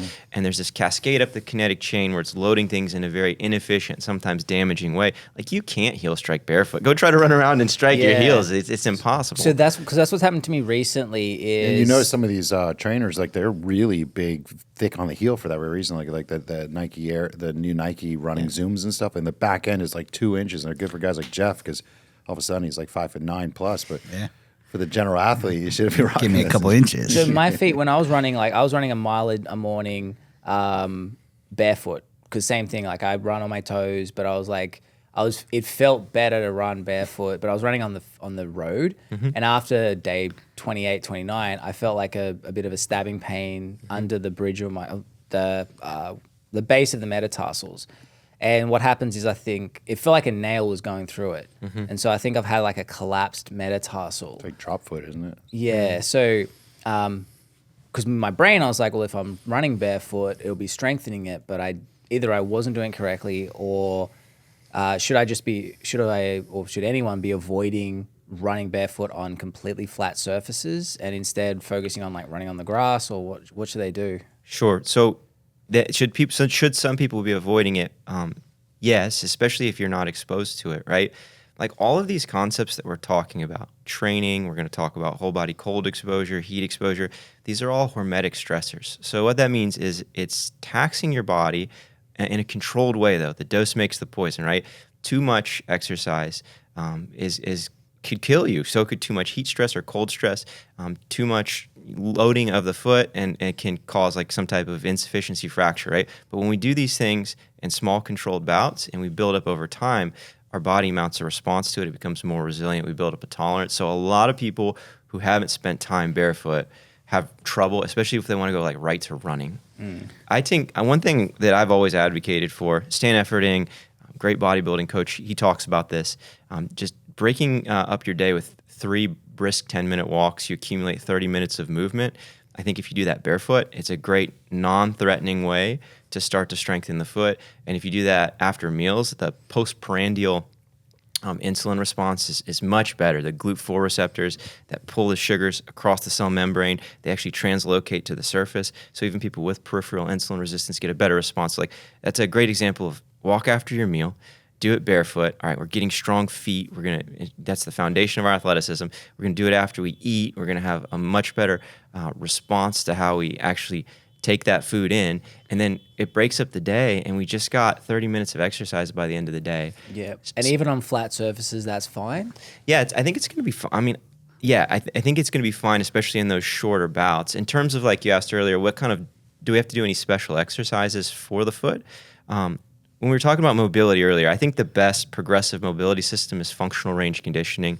That's Dr. Andrea Spino. He's got some really great techniques and where you actually stretch and then you do these contractions in the long and short ranges. Great way to keep your joints healthy. So FRC, functional range conditioning. He's got some really cool drills on like just how to disassociate different toe movement. He'll have you like hold your foot on the ground, just lift your great toe up and tap that down. Then just lift the little toes up, tap those down, try and splay and tap each one. Yeah, So I cannot do that at all. Yeah, all my toes move together. You know, it's that primal. It's just that idea of everything goes back to like what we did before technology ruined. Well, we got mankind, soft. right? America, like our world has made us soft. And I was gonna say, I don't touch the earth ever, Yeah. right? I mean, Plus, my you can ground. grounding. That's issues another is a one. So whole you get nother extra thing. benefit. But like, I think a disclaimer to what he just said, just to kind of put it in layman's terms, is like, you most of us have been walking around with shoes and bound, and so you can't go from 0 to 60. Because I could tell you, My I know feet a are lot tender. of people that Yeah, went I from. would I have a little baby feet. Well, I know a lot of people that went from like wearing shoes all the time to all of a sudden like trying to train barefooted, and it's not adapted to that. So he's like, small spurts, adapt it back. You can't go from like, all right, today I'm not working out, tomorrow I'm going to be a world power lifter and I'm going to try to lift like that, and you're going to end up getting injured. Or hey, I'm going to try to build the most amount of muscle and I'm going to train, like 5 hours a day. Like you got to do it in spurts and like slowly get to that level, whether it be, walking for 30 minutes barefoot, but don't jump in. Cause I could tell you there's a lot of people that I know, Michael included. He went from wearing shoes all the time to trying to go barefoot in the gym and ended up messing up his foot pretty bad. So Yeah. We see that all the time in the clinic. It'd be no different than someone has never trained before. And then the first thing we did is we brought them in and we loaded 315 on the barbell and we're like, give it a ride. You're going to try and back. So of course, there's going to be some type of catastrophic failure. It's the same concept. Like the foot is weak. It's deconditioned, right? We have to build up a tolerance to that and start meet them where they're at. All right, so let's shift gears because talking on feet this long is we've crushed that. well, unless you like feet. So, yeah, There's a certain audience that's There's an very, audience very not only- engaged. you should see Cole Sauce. Well, actually, I know we're going to talk about some of these, cold plunges and sauning and PMF and red light, and we're going to actually go to your clinic and kind of see some of these things in real life and us do them ourselves. But besides the training aspect, what do you recommend to like guys that are trying to get into the sport and start to kind of get more into bodybuilding or building their bodies, I should say, as far as kind of an escalation of going from just beginner to advanced, how intense and how quickly should that ramp up process be? Like, what is your usual guidance of somebody who says, hey, Cole, I'm trying to get into fitness, how many days a week should I be doing it right now? I know you said more of an advanced methodology is, 2 times in a week, but what is that true entry point and how do you recommend somebody going through from, let's not call them an amateur, but somewhat of a novice into getting better? Yeah, so they're completely untrained. They've never really exercised. This is their first kind of venture into anything physical. First, I would say don't step over $100 bills to pick up nickels, right? Because we're going to talk about some of these things that are fun, the sauna therapy, right? But like those things are more adjunctive. Let's focus on fundamental things with fitness. So you've heard me talk many times about optimizing 4 categories in your life will radically change your health. Those are your movement practices. 1, like what positions are you in all day? Are you sitting? Are you moving around? And then do you have higher outputs throughout the week, right? Like structured hard training. Food. How do we optimize food? I do believe that food is medicine. So looking at like the quality of food that we eat, and then also energy balance to kind of match our goal. Sleep hygiene. That's when so much essential repair happens. Tissue repair has a profound effect on your immune system. And then like how do we manage perceived emotional stress? I think if you can optimize those 4 systems, like your health is going to be radically changed. And then when someone says like, what should I do for training? The first thing I actually say is like, well, what do you enjoy? Right? Because you're going to be most compliant with the activities that you're like, I think I'd love paddleboarding. It's like, great. Now, if you have you're like, I love paddleboarding, but my goal is to get jacked. Well, you're going to have to lift weights even though you don't like it, right? Mm-hmm. Because that's the only thing that's going to help drive you towards that desired goal. So in absence of a specific But paddleboarding could be a good step in the right direction to get the body acclimated to movement. Just move. And to being sore and to get burning calories and having some resistance and maybe get to a point where physically they build some, you're going to build some muscle from being a paddleboarder. Because I know I couldn't paddleboard right now. I mean, fuck, that shit would be hard as hell for me. Yeah. So even though I'm very experienced in the gym fitness, so I think there's something about doing the thing that you love. I always tell people when they ask about dieting, it's not so much the diet that I can tell you to do, it's the diet that you're willing to do. Sure. So what type of food are you actually willing to eat? Like I'm not going to sit here and tell you to eat, a carnivore diet if you hate protein. Like that's not going to fit your your dieting regimen. So I think in fitness you have to, like you said, find a sport that you enjoy, find an activity you like, and then maybe maximize its potentials, and then shift gears. Is that what you're saying? Yeah, I think just depending if in absence of a goal, like just do the things you love. Like you just said, your psychology might determine more than your physiology what you should do for exercise and diet, right? Because it's going to be the things that you can be compliant with, that you can enjoy. The conversation totally changes it when someone has a specific goal in mind, because then there are best practices, right? Like if your goal is to do X, I want to be as strong as possible. Well, then there's going to be like kind of clear guidelines for how they should train, how they should eat. And then I think like in terms of like how hard should they train, I think you should always train hard. You should just train within your means, right? It's the same concept for everyone. Like when we're strength training, you want to, if the goal is muscle growth, we're going to approach failure without sacrificing technique. For me, the weight's going to be much higher than it is for someone who's novice, right? Just because the training ages are different, right? Or if the goal is just to enhance strength, it's like we want to lift the heaviest loads possible while expressing great movement. So I think the concepts, I think if you have a valid approach to something, it should be scalable from someone who's highly trained to someone who's untrained, right? So we're just going to apply those same principles. Like we're gonna train hard. We're gonna make sure we have an intent to it. Jeff talked earlier, we're going to make sure that we're matching up these different aspects of our life. Like, does the training match the recovery methods? Does that match the nutrition? So I think having like a systemic foundational approach is going to be really key. But really, like, if people are brand new to exercise, like, let's just find stuff they love and get them moving. And then they'll see, positive change and be like, this is great. It kind of leads into one thing leads to the next. I can actually tell you a story. My dad, like, he lived out in the country. He was busy like on his property, always just with like lifestyle activity, but he never did any structured training. And then he actually tore his rotator cuff.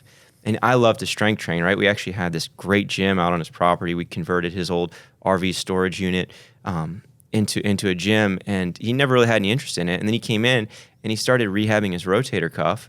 And he actually had fun in that process. He's like, I kind of like this stuff. And then that led to him, like, he eventually came to love lifting weights. He was like, this is great, So, yeah, let's just find things that people enjoy and start there. Well, I just wanted to add to that. Like, find one, make sure it fits your schedule. Find something you enjoy doing. And then whatever you could be consistent and compliant with over time is going to produce results. And you slowly cinch it up. You slowly turn that notch up, depending on what it is. So, once again, don't go all in.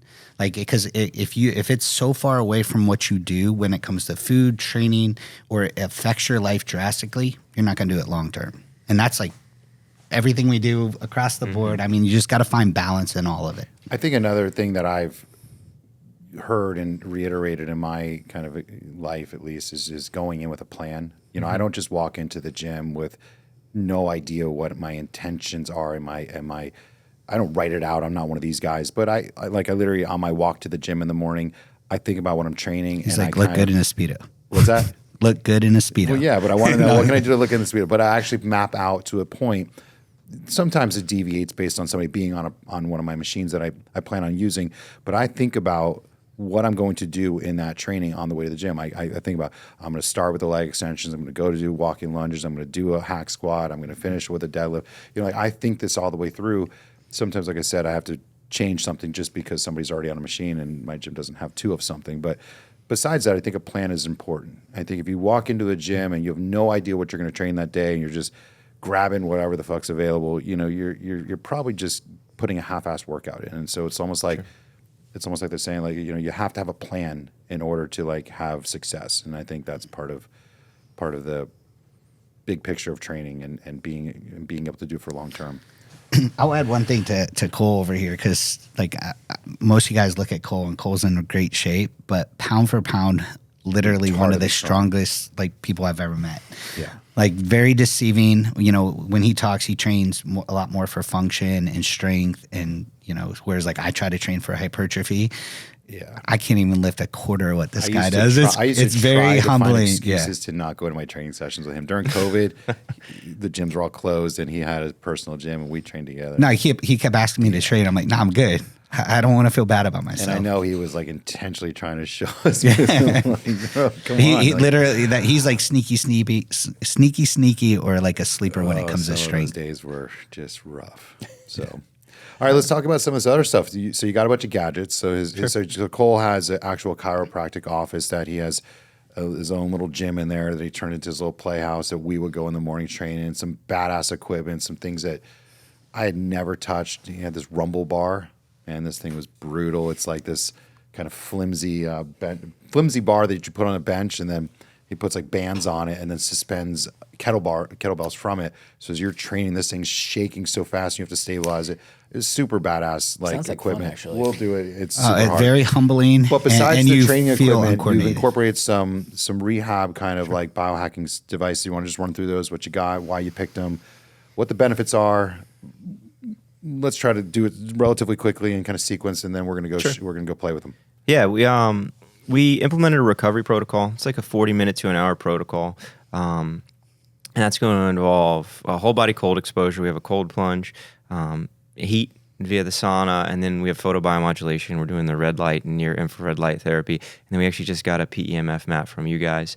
And we've had a really great response with that. The modalities that I've been using for the longest, I've been using high heat sauna daily for the better part of 3 years, and then using the cold plunge for like a year and a half, somewhere in that range. They actually made a tremendous impact on my life, and then that's the true reason we wanted to get them into the clinic, because it was a really big value add. The sauna, there's some great resources on this, by the way. Dr. Rhonda Patrick, she's got her website, Found My Fitness. She's a brilliant scientist. She goes on Joe Rogan all the time. She's got really extensive write-ups on whole body heat exposure, whole body cold exposure, photobiomodulation, and everything there's citations on everything. It's really well written. And then, Huberman, he talks about this all the time, and he's got all kinds of protocols. So there's some really great thought leaders. I can tell you things that I noticed personally, and then we can talk about the science. Your a little bit. sauna, real quick. Do you have a red light or a true like hot sauna? I had an infrared sauna in my bedroom for several years, and I think it was kind of worthless. I feel the same. Yeah, we're heat adapted here, and this is South Florida. My dad and I, our gym wasn't climate controlled, right? I would sit in 160 degrees, and I wouldn't even sweat. I think when you look at the research, you want a sauna that's going to be between 180 to 200 degrees. Again, it's a hormetic stressor. We build up a tolerance. I'm doing it at 225 now. That's probably a little much for most How people. long do you do that for? I'll do 20 minutes at 225. I've gotten up to 190. What are you at, Alex? Mine gets. I have one. So I have a wellness room in my condo, and I have I have a sauna, I have a cold plunge, I have PMF mats, I have a massage chair, I have a hyperbaric chamber. So I've kind of gone all in. Pretty sweet setup. Yeah, it's pretty. But what badass. temperature are you That's at home. on Mine your gets about sauna? 185. Okay. I was just curious. 185, and again, my measurement maybe it's at the top, right? And it's a true hot one. Yeah. It's hot as shit, man. I don't care. Like My tolerance is I don't want to go outside, retarded. so I can imagine. Like 50, I can sit there 15 minutes, and I've learned a couple tricks of saunaing to make the experience better. Is number one, wear a sauna hat, which I've actually brought you guys all one for our sauna experience. Oh, cool. Sauna hat? It's on a hat. It's a wool sauna hat. It makes a world of difference. It's actually prevents your hair from frying and drying on. You have longer hair. So hot. So it stops the hair from getting brittle and your ears from overheating. But your head is way more temperature sensitive than the rest of your body. So it prevents the head from overheating and the body to be able to tolerate a greater degree of heat. So the Russians all use it. The second is like little towels that you should bring in there. You should dry yourself off constantly. You shouldn't let sweat accumulate, because the sweat is your body's natural defense against being hot. And by allowing sweat to be on you, you're cheating. So you have to kind of dry it so you consistently keep it in. I wring this thing out 3-4 times. It's like, I mean, I can wring it out as if I dipped it into water 4 or 5 times, in a 15-minute session. So I know the 185 is hot enough. 225, I'm looking forward to seeing what that feels like, but we'll do it today. I'll see if I can last. So because they've gone into like the benefits of this for mental and everything else. So people have heard about that. I'm interested in, to keep it on topic, with the athletes, the athletic, like what is the physical performance benefit from a heat sauna that would help us become better at whatever elite sport we're trying to get at, or if it's just even becoming elite in our physicality? Sure. Especially when you're in higher heat saunas over 180 degrees, it's going to have a similar effect on your heart and blood vessels as moderate to vigorous exercise, as you get vasodilation into the extremities because your body's trying to thermoregulate and cool. So tremendous benefit to having a training effect on your cardiovascular system and not having to accumulate any fatigue in terms of exertion, right? You're literally just laying there. I used to have my dad use that like on days in between his training sessions. I thought it was just a great way to keep his heart and blood vessels healthy. And you do see that consistently. You're much less likely to suffer a heart attack for people that frequently sauna. Say almost a 50% decline It's if you huge. sauna 3 times a week in risk for cardiovascular disease. Way down. All-cause mortality. 50%. I Yeah. mean, that's massive. It's not some bullshit. I mean, whether that stat is over 10% or not, I mean, you can't argue that. No. Yeah, I mean, And detox too, get rid of all the bad shit in your body. detoxification, especially via sweat, and especially if you're in there diaphragmatically breathing, that's going to eliminate a lot of toxins. But you also see the release of these heat-activated proteins called heat shock proteins. They seem to do a lot of heavy-duty DNA and tissue repair. You're going to rebuild cellular components, rebuild muscle tissue. Via normal damage from training, those types of things seem to happen at an accelerated rate. It helps a lot with sleep. So if we know that sleep is one of the most anabolic things we can do is to Best get sleep after them. right. Yeah. And it sounds counterintuitive, but to fall asleep, you need your core temperature to drop, Yep. which you think, oh, I should jump in a cold plunge, but it's the exact opposite. You're trying to achieve a level of homeostasis, right? If you get too hot or too cold, you die. When you get in an extremely hot environment and core temp starts to raise up, as soon as you get out, it starts to drop. And once you have that drop, that seems to stimulate the release of like melatonin, growth hormone, and signal to your brain that it's time to sleep. So I actually struggle with sleep. I struggle to fall asleep. And we have 2 saunas, the barrel sauna at home from Almost Heaven Saunas. And we run that one at really high heats. And that's helped tremendously for me to be able to fall asleep. So in terms of sleep quality, tissue repair, cardiovascular and aerobic system maintenance, I think it's fantastic. I think it's a great mental thing for us higher level working class people. I mean, like if you're an executive or you have a high stress job, I mean, I think there's something special about sitting in a room for 15 minutes, kind of with just you by yourself. You don't have your phone. You don't have. You just kind of struggle through it. It's the similar of the cold plunge, but that's just like a miserable 3 minutes experience. But the 15 minutes in a really hot sauna is just very it's very good for your mind. I think it's a great way to unwind from the day and take the shower. Kind of like you're done. That's like your moment of like, all right, it's time to close up the day. True. Yeah. That was like, I used to do it with my dad. We do it together. And we had some of our best conversations in there. I don't know what it is about that environment, but I agree with you. There's something that's just so peaceful. And nowadays I'll get in and that's a great time where I'll like spend time with God and I'll pray and reflect. And it's probably just the most like therapeutic and relaxing thing in terms of just being at peace. And then I also have figured out if I do want to listen to something, you can't bring your phone up; it'll overheat. But the hot air rises, so you put it on the floor. On the ground, yeah, and then you can listen to the audiobooks and kind of just like lay or back. Does your sauna have like a Bluetooth speaker that you can tap it into? No, the one does have the one in the office. You'll see that from Plunge. does. It's Wi-Fi, but no speakers. But I would get a sauna. I did notice like I had one. The infrared one was cramped. I couldn't lay down in it. And man, I love having one that's long enough to where I can actually like lay down. You can buy like a little speaker, like a little pill speaker from like Beats by Dre or one of those, and you can put it on the floor, and it won't overheat. So you can just put your Bluetooth your phone to it. Joe Rogan said that the AirPods wouldn't melt. Mine melted. Yeah. I just don't trust my EMF AirPods in that level of heat in my brain. I feel like at some point I'm just pushing the envelope of. Hey guys, so just quickly, we've noticed a lot of you commenting that you're not sure where you can go to get trusted and safe peptides, semaglutide, tirzepatide, testosterone replacement therapy, or testosterone boosting therapy. And we wanted to just make mention that T Clinics USA is one of those places. Now, Alex and Jeff, who you see in this podcast frequently, they're probably in this podcast right now with me, they are from T Clinics USA. And as they've shown in episode after episode, details is what matters. So just because you may want something or think you need something, they are going to make sure that you are getting the thing that is right for the goal that you have. And what's better is they offer a 10% introduction discount to anyone who is listening to the ManLab. So that is you. So if you wanted to make use of that, get peptides or testosterone from a place that you can trust that have your goals in mind and want to show you the right way to get there, go to tclinicsusa.com, mention the ManLab for 10% off your first package, and you can even ask Alex or Jeff directly any questions you may or may not have, which is kind of cool. So just again, tclinicsusa.com. If you don't want to remember that, the link is in the description of wherever you are listening or watching this podcast. Mention the ManLab in the contact form and you will receive 10% off your first package. Now let's get back to the show. Is there any studies with like, so people say when you go into an ice bath, whatever it is, but a cold water in general, it helps close the pores. It helps reduce aging of the skin. Is the reverse a potential byproduct with the heat? Like if you're in the heat too long, will that sort of speed up the visual aging of your Fucks up your hair skin? for sure. Yeah. What about skin? Like, because obviously longevity and looking younger for longer is part of everyone's goal in their life. I think my skin, since doing it, feels more hydrated because I feel like the sweat may be coming through it. I mean, how many people out here listening truly sweat every day?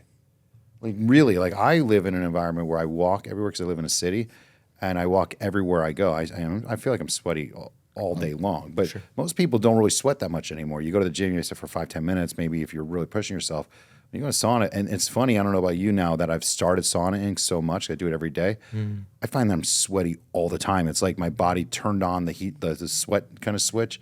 And like the moment the temperature gets remotely warm, bang, I'm like instantly sweating.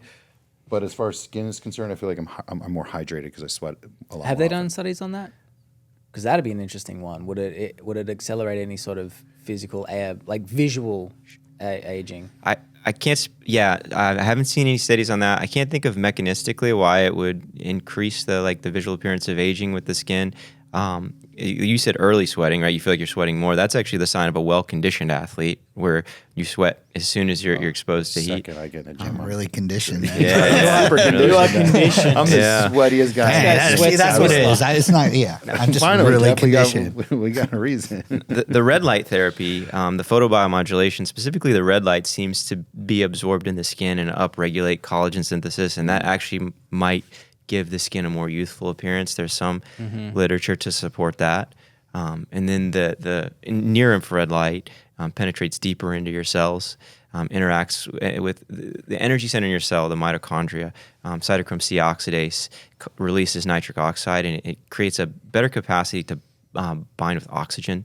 So we can get more energy, significantly more energy production in the cell, just for normal function, as well as tissue repair and healing. But that the red light will affect the skin for sure, especially if it seems to be That's right chronically. too, because of the positive kind of stimulation of every cell in your body, the mitochondria health of your cells. So the ATP action and the kind of cells being activated and turning over faster, well, lasting longer, I should say, being healthier is from the red light. So red light is remarkably, it's like getting UV light minus the damage. You know, it actually gives you a glow. I just saw a thing on BioLane's post where he's talking about red light therapy and whether it does improve your skin or not. And he said that it's kind of as good as your skin will improve, but only as long as you're doing it. So if you discontinue the red light, essentially the benefits kind of fade off very quickly. So if you're going to do it, you're kind of locked into continuing to do it. You start seeing positive results, you got to keep up on it. Sure. It's not something that you're going to have any lasting effect after the therapy itself. Yeah, it's disuse principle. I mean, if you stop lifting weights, you're gonna I was gonna atrophy. say, it's funny that BioLane even said that, because it's sort of like coming from a shit. guy like you stop doing anything.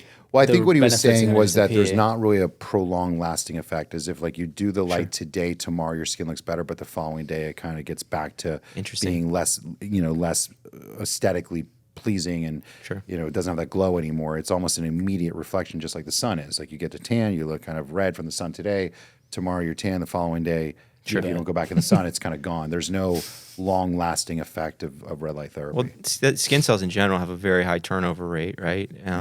But yeah, and I'm interested. I think Ben Greenfield has talked about that when he does the red light pre-training from the nitric oxide release, that he gets sick pumps. Well, I know you were the one saying you stand in front of it naked, right? So it gets your testosterone going. Yeah, 'cause what's you put your on opinion balls. on this whole like getting your balls in the sun and stuff? Is that like yay or nay? Well, there's or a whole just, thing like, about putting red light on your Is balls. it just right? nudists trying to get their junk out? Well, and if be you cool? go for like the tan, it covers it both. So Ben Greenfield wrote some famous articles on that. I mean, it's got to be like 10 years ago now, where he did the photobiomodulation, like the red light exposure to his testicles.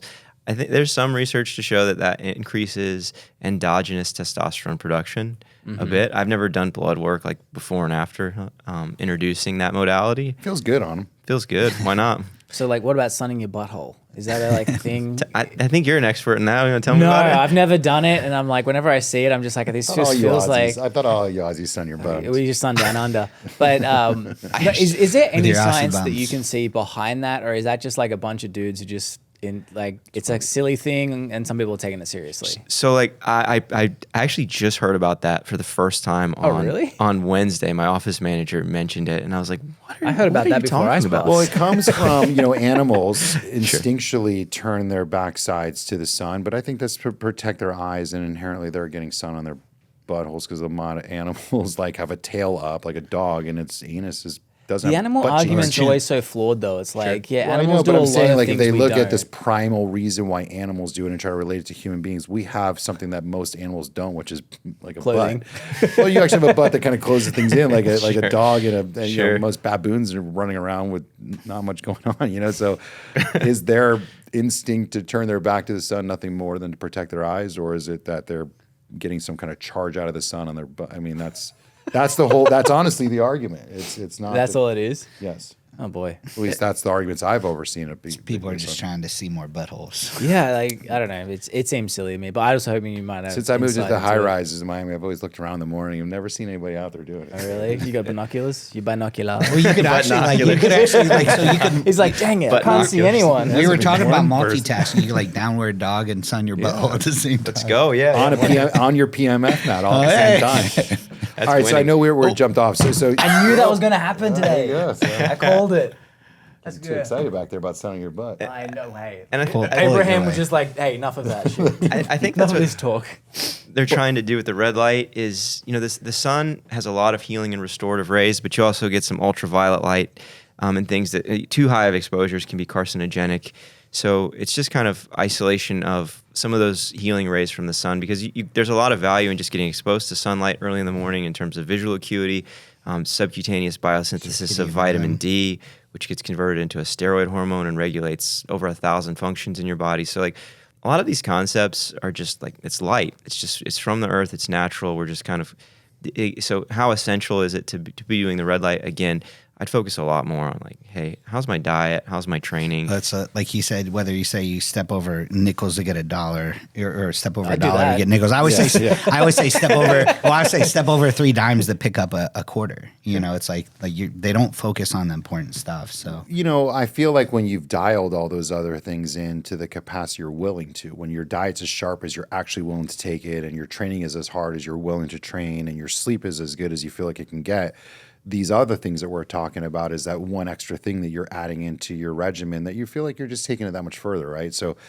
I got into doing the cold plunging because it became cool, of course, but I also came into it because I'm thinking, I do a lot of other shit for myself. I feel like I eat as good as I probably could or should or I'm willing to, and trained all these fucking years and do all this other stuff. So what's that one thing that I could fit into 3 more minutes of my life to push me that much further? Yeah. There's probably 20 other variations of some other thing that exists that I just chose these instead. And I know you're kind of in the same school. I think you've walked the walk your whole life, and now you're challenging yourself in other technological stuff that's out there. But so real quick, so we have the sauna, the cold plunging. What's your kind of top 5 rundowns of benefits from it, and kind of what's a few things that you've heard of that are maybe misconceptions?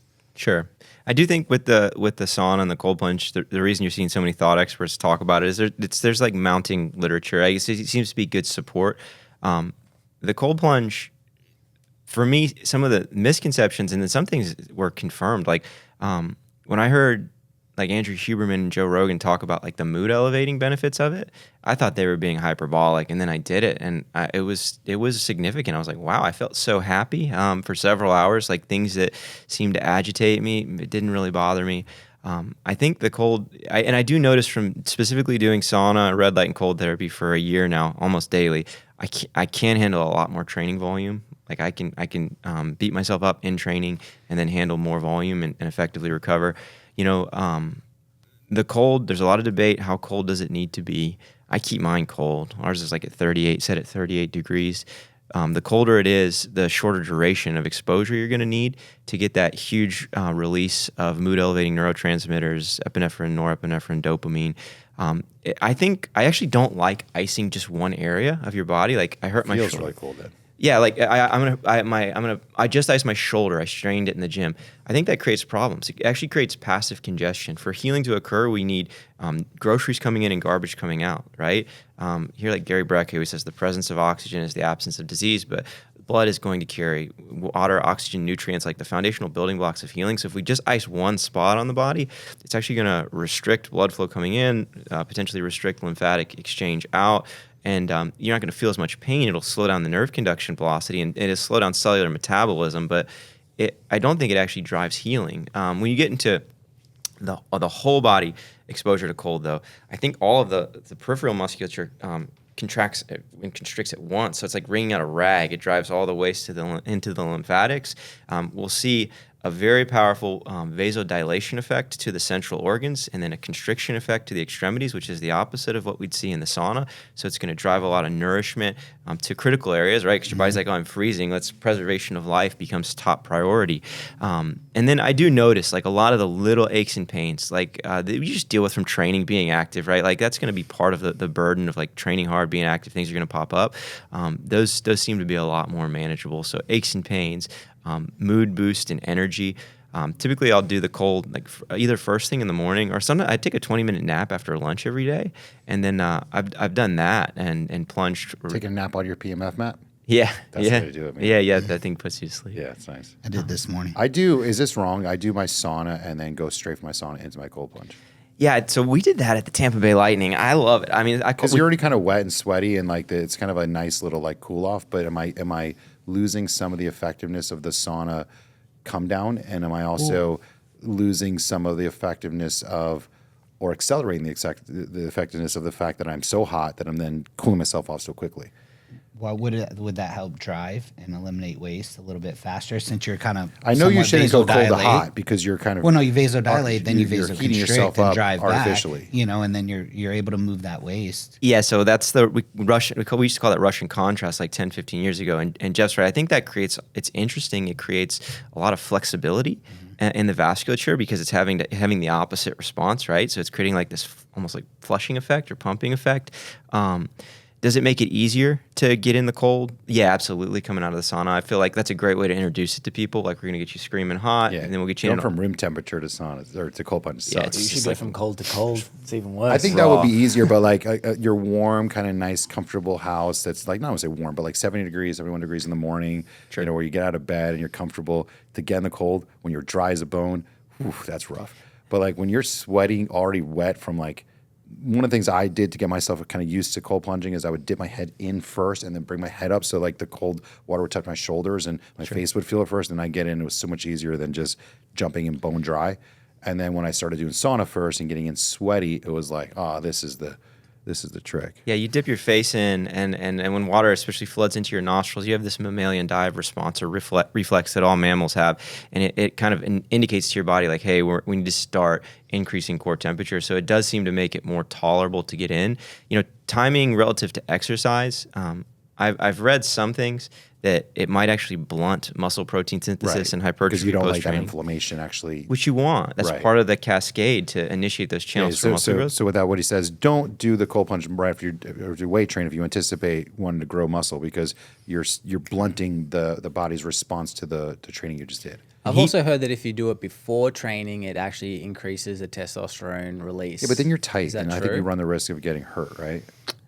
Yeah, so I have done it like pre-training in regards to, and it is so much harder first thing in the morning. It's like just it's that top-down adversity control that Huberman talks about. I've done it like immediately first thing upon waking, and then I live like 45 minutes from my office, and then driven into the office and had really great training. But I did have that period of time like to warm up. I've never gone like right from the plunge into the training. Like 45 minutes after. I'll hit it in the So you'd be morning. stiff as shit. Yeah, like Brecca and like Joe Rogan. I mean, their whole thing is like, open your eyes, walk straight to the cold plunge before you have your coffee, before you do anything, and do your breath work. Sure. Do that with your cold plunge. And I'm like, that is just a whole level of fuck you. Like that is not an easy thing to get out of. A nice, comfortable, Well, warm you know, bed. you say you have a better mood afterwards. This is just I don't care science, how right? good my Guy mood is. science. Like, it sucks so bad. You're like, nothing could get worse My for the day.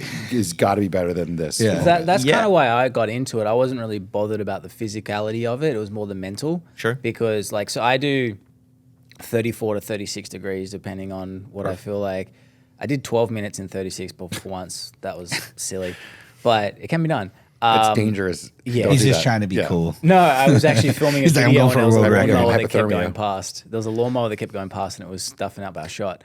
So, but the reason is it's like, it's just so much because it sucks and I just don't want to do it. Yeah. That it's that thing, like you said, like the mood physically, the mood does have a tremendous effect after you get out. But it's also the fact of, like what Rogan says multiple times, is like the more you do shit you don't want to do, stuff, hard things, you actually become happier because comparatively, after you've done, 35 degrees for 3 minutes first thing in the morning that you really don't want to do. Like I'll do the whole Goggins thing where I'm just staring at the ice bath for like 10 minutes. I'm like, just get in. You'd be done by now. But after I get out, every time I'm just like, dude, that's why I you question getting in every Well, single time I get in. I always look say- for the excuse of not to do it every single time. I'm like, Small wins lead to big wins. Yeah. And it's like just the action of having those small wins and that discipline correlates into so many areas of your life. Like he was talking about, like I train better or I'm willing to train harder because your pain tolerance goes up. Your threshold for what you could adapt to or what you can handle goes up. when you feel great when you're done. I do you're like that you feel so aspect of it. accomplished. You're Listen, like- I'm a wuss. I don't do it. You're like when you're done. I and dude, you- I when- hate. Yeah. Dude, when you're done I've done- doing it, like you're like, all right, that worst part of my day is actually over. And Yeah. in my life, unfortunately, I typically have a lot worse part of my day that usually follows. But at least that thing that I'm like, coldest fuck, I've done, I hate which it. was silly, which is like 31 degrees. That has like ice sheets on it. Yeah, yeah. I was actually in a because my deep freeze, I do it in a deep freeze, and the Yeah. whole thing had actually frozen over. So there was about 6 inches on each side of ice, and so I was sitting in an ice cube, literally. And yeah, I was just sitting there like that. I couldn't even move because No thanks. even my shoulders had to go inwards. But yeah, 31 degrees was for 3 minutes was the coldest I've done. All right. So besides the cold plunge, so you got the red light we talked about, Sure. and just to talk about the PMF for a second. So PMF, what does it stand for? What is it doing for you? What do you think the reasons why we're all kind of keen on it now? It's pulsed electromagnetic frequency, and there's not as much, I would say, in terms of like the levels of research. There's a lot on the cold and heat. There is a lot on the photobiomodulation. That research started in like the 1960s on rodents to show increased hair growth and wound healing.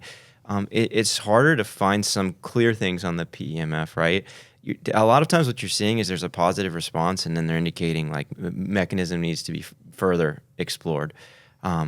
Gary Brecka talks about some of his thoughts on it in terms of alkalizing the body, pulling free radicals and hydrogen ions out, the potential to give the red blood cells a slight charge so that they're not coalesced together, so that they can have a higher affinity and capacity for oxygen binding. Again, we're always trying to get groceries in and garbage out, so anything that's going to facilitate that is a huge win for enhancing performance and as well as accelerating recovery. So it's going to be, you talked about the grounding effect of walking and discharging some of that into the earth, earth, yeah. and it's just going to supercharge that.